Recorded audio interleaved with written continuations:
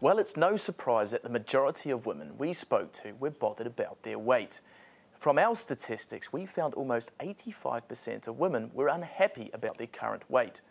Now we have Robert from the National Slimming and Cosmetic Clinics to talk to us about an alternative to surgery for losing weight. Nice to have you on the show, Robert. Hi, Stephen.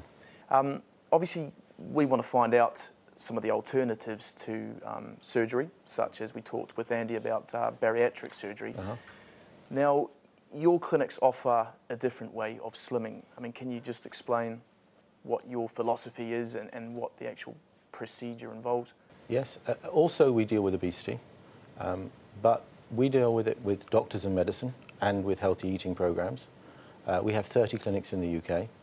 All of them are manned by doctors. So we have patients, not customers, and they come to our clinic, they see a doctor, they have a consultation, they talk about their problems, they talk about why they think they've got the weight problem, what the perceived reason for the weight gain is, and then if they're suitable for our program, we'll help them by giving them a calorie-controlled diet, healthy everyday foods, no fad diets, and we'll also give them a medicine to help them lose weight. It's artificial willpower.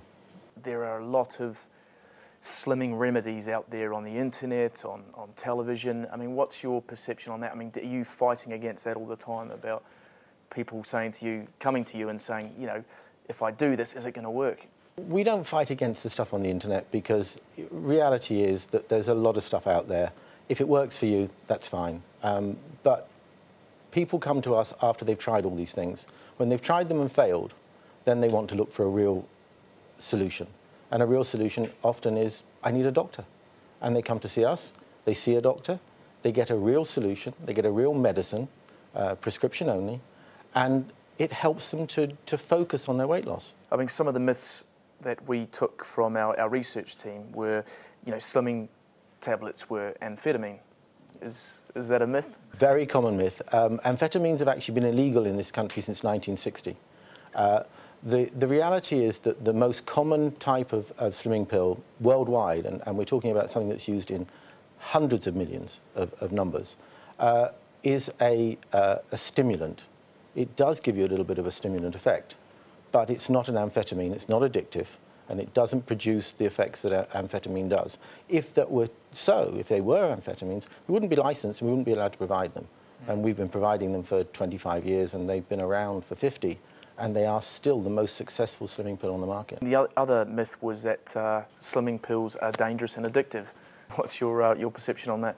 I've never met an addict, and again, it's like everything. Used properly, they work very well.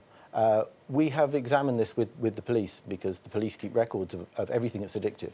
And if you speak to a policeman, he'll tell you, never heard of anybody being addicted to a slimming pill. Is it cheaper also to buy slimming pills and tablets from the internet, or is it, you know, again, I suppose there's thousands of options out there, isn't there? Dangerous place, the internet.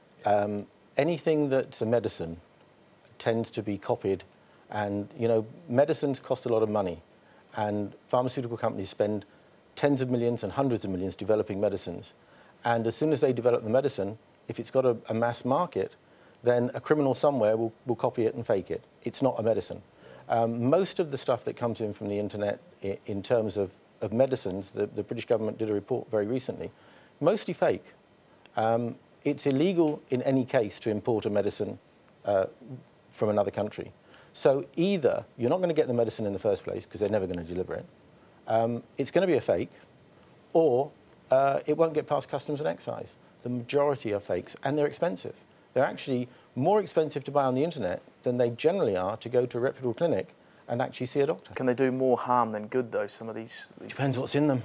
And some of them have had some horrendous things in them and have been very dangerous. And there's been a lot of cases with Chinese herbal medicines, particularly, where they've had additives in them and they're not regulated and they've caused quite serious damage. Now, I think I read in one of the papers, I think it was the Daily Mail, about a new treatment which was using green tea to lose weight.